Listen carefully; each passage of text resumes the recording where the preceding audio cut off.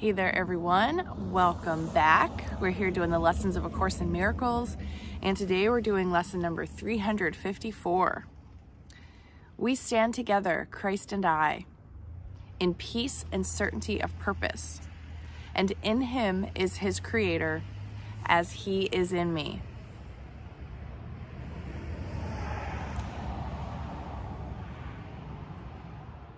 Peace and certainty of purpose. I feel that today. All right. My oneness with the Christ establishes me as your son, beyond the reach of time and wholly free of every law but yours. I have no self except the Christ in me. I have no purpose but his own. He is like his Father. Thus must I be one with you as well as with him. For who is Christ except your Son as you created him? And what am I except the Christ in me? So this, I feel like this is explaining some things, but in kind of a poetic way that might need a little bit of like dissecting or understanding or breaking down. So my oneness with the Christ establishes me as your son. And I think what that means is my oneness with the Christ consciousness establishes me as your son. So that is our connection to God, is our Christ consciousness. And I think that that is what we are doing as we do these lessons and any kind of spiritual work or just anything that comes from the heart that we're doing in our lives. That is kind of opening up that area of our energy body and our physical body, the pineal gland, and all the things that are happening that kind of like activate this sacredness in our lives. My oneness with my Christ consciousness establishes me as God's son, beyond the reach of time. So, you know, the rules of this world don't apply, and wholly free of every law but yours. So remember, we're in the law of love, and we're the law enforcement for the law of love. I have no self except the Christ in me. So here's another invitation to look at your personality and the way that you've sort of decided to present yourself to others in this life, and ask, really, is that really a reflection of who you are? Or is that just a combination of patterns and routines and habits that you've come up with as the way to conveniently present yourself, because your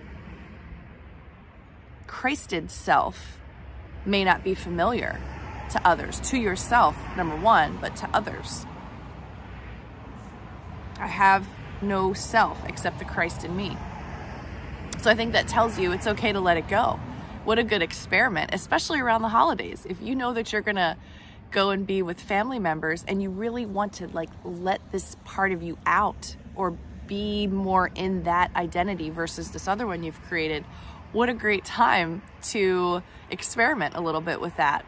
Now, I'm not saying use this holidays time as a time to cause huge upheavals and rifts, but this is coming from a place of love, unconditional love. And so if you unconditionally love yourself and you want to be your true self,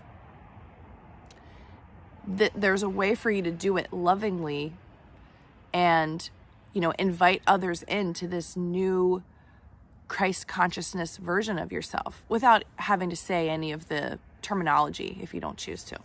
So I think this is a great lesson. Obviously, they were designed to be building up to this point where the Christmas holiday falls in here somewhere. But, you know, this to me is a great invitation, a great meditation focus today. You know, what is this identity you've created? And is it really the truth? Is it really a reflection of you? Or is there something in there that can shift so that you can be the more authentic, high vibrational, loving version of yourself that I think we were all meant to be? Okay, so let's see what a year of forgiveness has to say about lesson 354. We stand, and it's actually, the title is written a little bit differently. And I want to just highlight something here. We stand together, Christ and I, in peace and in peace and certainty of purpose. And in Christ is his creator, as Christ is in me. So there's the last line there, as Christ is in me, in the course title, and in him is his creator, as he is in me. I was kind of wondering, who is the he that's in me? Is that Christ consciousness, or is that God? I wasn't sure. So reading this, just highlighting something that may or may not notice, that you may or may not notice as a difference, but it's there. All right, so here we go. You are blessed beings indeed. I am that one you know as Jesus. Christ consciousness is an all-pervading energy of unity. It is that which you all are a part of, but have forgotten that you're a part of. You are holy indeed. You are holy, all of you, in each unique way that you have been made. You are each part of the Christ mind, and you are all parts of God.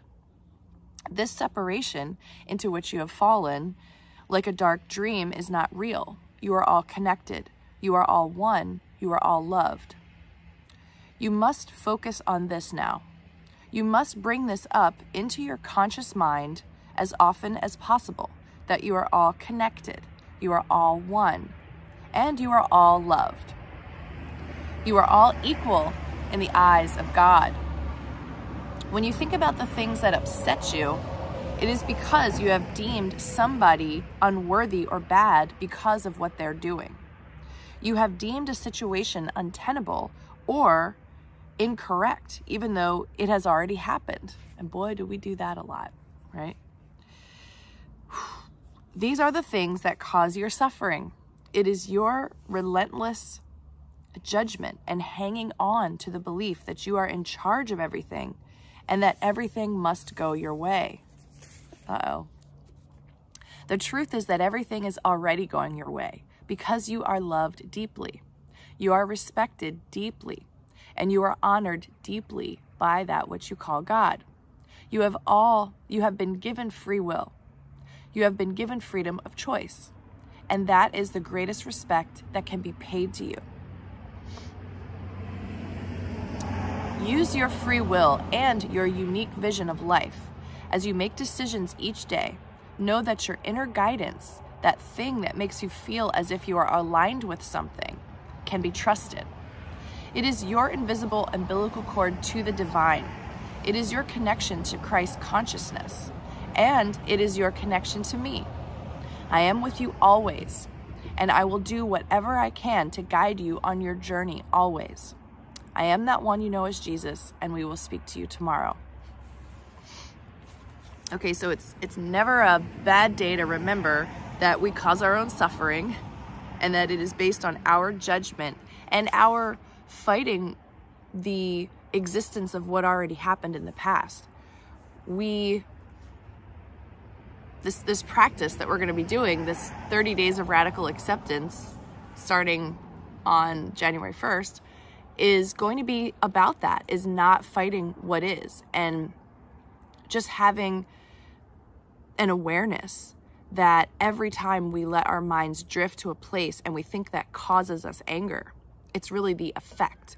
So anyway, more to follow on that, but our judgment, our reflecting backwards, or our anxiety about what might happen in the future based on the past, all of that is the suffering that we're causing.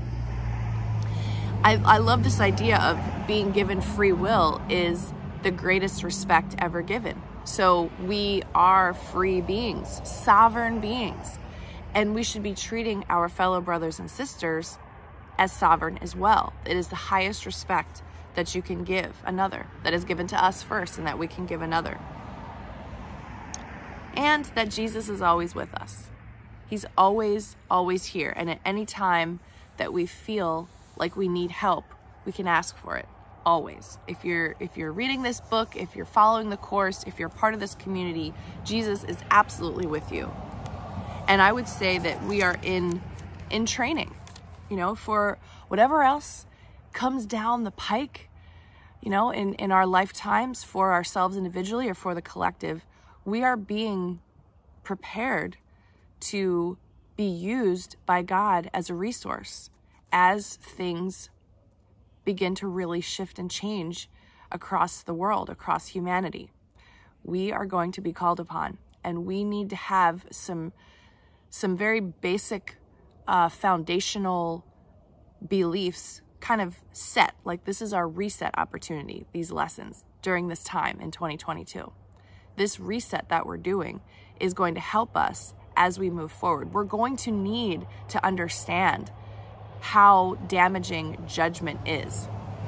We're going to need to understand how, no matter what, we have this invisible umbilical cord connected to God at all times, and that Jesus is here at all times, and that we don't have to continue pretending that these things aren't real.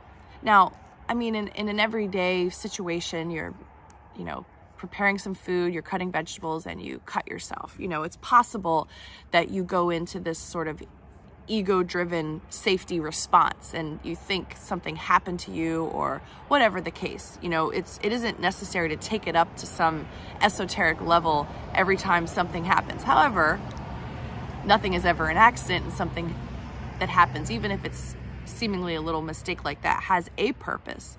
But it's really, it's kind of coming away from all of the, I guess you could say, smaller things. Think relationship issues.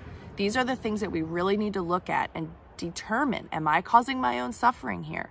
The answer is going to be yes, but why am I doing it? And what is the lesson that I'm really wanting to teach myself in this situation? I think these are the places where we need to develop more of a savvy way with ourselves, you know, as we move forward into the beginning of the next calendar year, the beginning of the next spiritual season, whatever's coming. We've got to get to know ourselves in a more mature and respectful and loving way, because that's how we're going to have to present ourselves and our Christ consciousness identity to the world, to be used by God for the good of humanity. All right, well, that's all I've got for today, everyone. Hope you have a great day, and I will talk to you tomorrow.